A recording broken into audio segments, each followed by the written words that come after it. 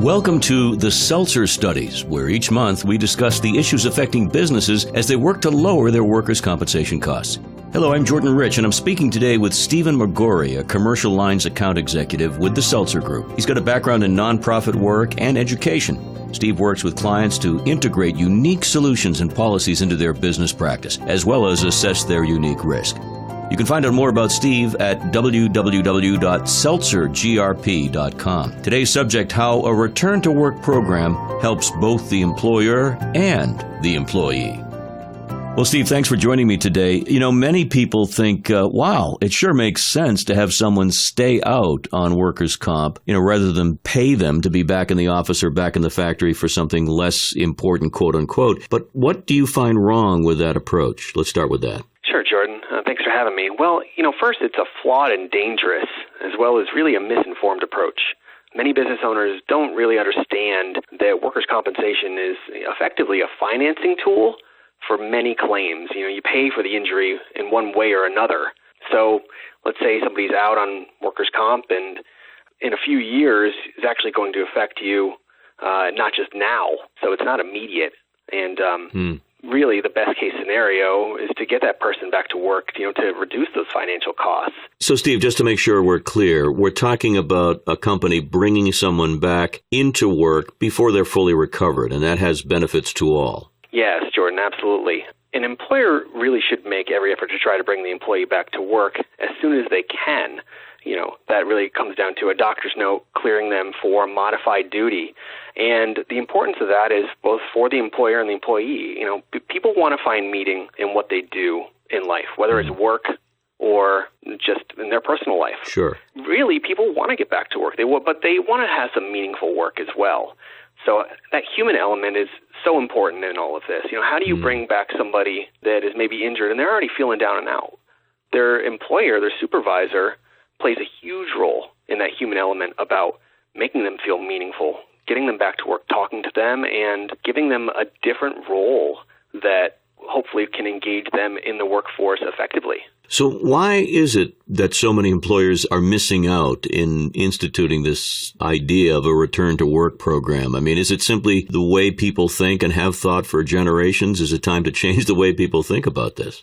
Yeah, it's a good thought. I hear a lot that most people say, well, I can't offer modified duty, and they have a box around what modified duty means. Is it it's clerical work, and their employee was doing physical labor, and they're thinking, well, I can't have that person come back to work and do desk work. That's not what their job description is, and I don't have anything else for them. So, sometimes it's about getting creative with your workplace, thinking about some other avenues for maybe this person is really gifted at their job. Their supervisor has seen them effectively communicate with other people, and they've taken on almost a mini supervisor role, or has a really good sense for a particular task. Can you utilize them? They don't have to be picking up large objects anymore. Maybe they can be on the floor in a modified duty if it's a production line or something like that. It really has to be unique to your specific workplace. Right. A really sensible recommendation that you have, Steve, is that employers create sort of a job bank with different roles for employees, in the sense that somebody's going to get hurt or somebody's going to be needing time off eventually. How does this kind of job bank work, and how have you seen it work? The best tool for all of that really is the job description. Your job duties laid out from the get-go when they're hired. You can start there with a job bank, listing out specific duties.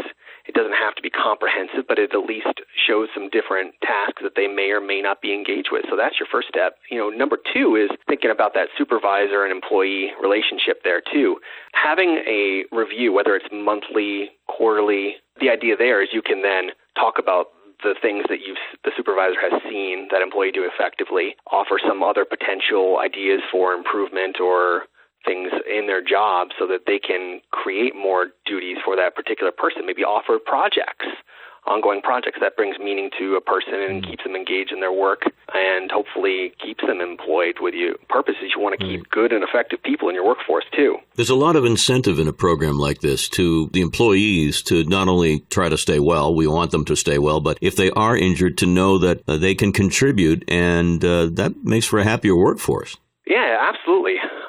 Like I said, it's about bringing meaning to your work, to your job and duty, this program kind of preemptively thinks about that. So you're playing a risk management role by thinking about, well, here's a worst case scenario, and what are some things I can think about to make sure that somebody doesn't get lost in the workers' comp system. I've heard it's a broken system. I hear employers say all the time, it's broken, there's the claim happens, and then they're gone, and I have no control over it. We're talking about it right now. There are some things you can have control over, and it's really about those relationships and about these job banks, these job descriptions, these employee and supervisor relationships, all good business practices on a daily basis anyway. You just kind of put a spin on it for a claim process. The costs that are associated with payroll to bring somebody back in a limited way really don't compare to the insurance premium costs, right? And even legal fees. There is a lot to be said for the company saving money by instituting these kind of plans. Absolutely. To give an example of a client that we had some issues with workers' comp, they basically reduced their costs over the course of 5 years by about $150,000.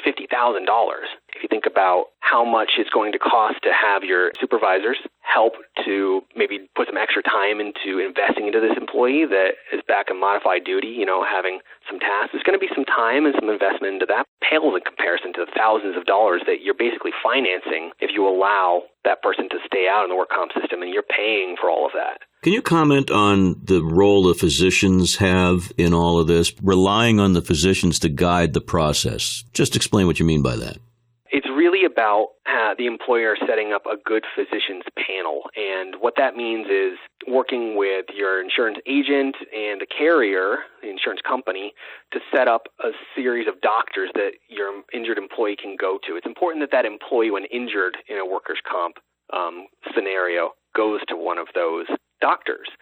And that's because these doctors have certain protocols and relate information effectively to both the employer and to the insurance company. And so you can get that information as well as wanting to that employee to return to work. They understand the system better. If somebody just goes to an emergency room or their family doctor and they get a medical assessment and it puts them out of work for 3 weeks, they just get a note. They're out for 3 weeks. Well, that could have been preemptively headed off if you had made sure that they saw one of those doctors on that physician's panel list. This is something that in the state of PA, you have your employees sign off that they will see one of these doctors. So you have control over that as the employer. You have choice. You don't just get these 6 doctors and say, okay, they're okay. If you have a problem with those doctors and there's some known issues in the community about that, you get to change that. The essence of control that so many employers feel is ebbing away is really there when you plan ahead, and people like yourself can help employers do just that. Am I right? That's our role here, is we really want to help businesses to bring that human function to it. With workers' comp, it's the easiest conversation to talk about people. It's all about your people and what you can do from a protocol kind of side of things and the effects it has. It's rippling effects, really. Can you usher up an example of how this has worked in everyone's favor? A client of ours was in the early childhood education field, pretty large system, and they were having lots of problems with workers' comp claims, seeing the effects and the premium side of things as well as just feeling from the employer side of things. Again, we just don't know what to do. Another claim happened and it's a really bad injury and they're going to go out and we're never going to see them again and we're going to pay for it. So that feeling of hopelessness, of control, they didn't feel like they had a good system to deal with all of it. We came in and we talked to them about our approach and about some of the ways that we can help them, some things we talked about today, Jordan, and really set a clear pathstone for when an injury happens. Here are some of the protocols and landmarks that you can do so that they have a clear pathway, this stepping stone.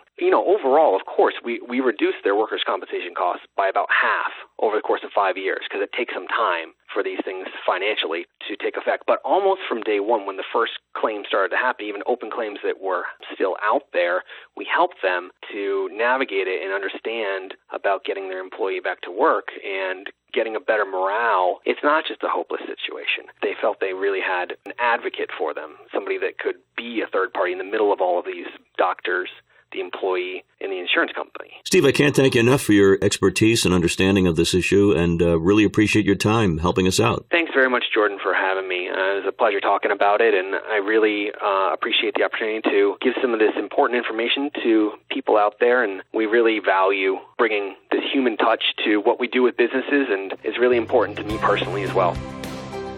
You've been listening to The Seltzer Studies, featuring this month Stephen McGorry from the Seltzer Group. This podcast is available on Apple Podcasts and all major downloadable platforms. We invite you to subscribe, rate, and review this podcast whenever you'd like.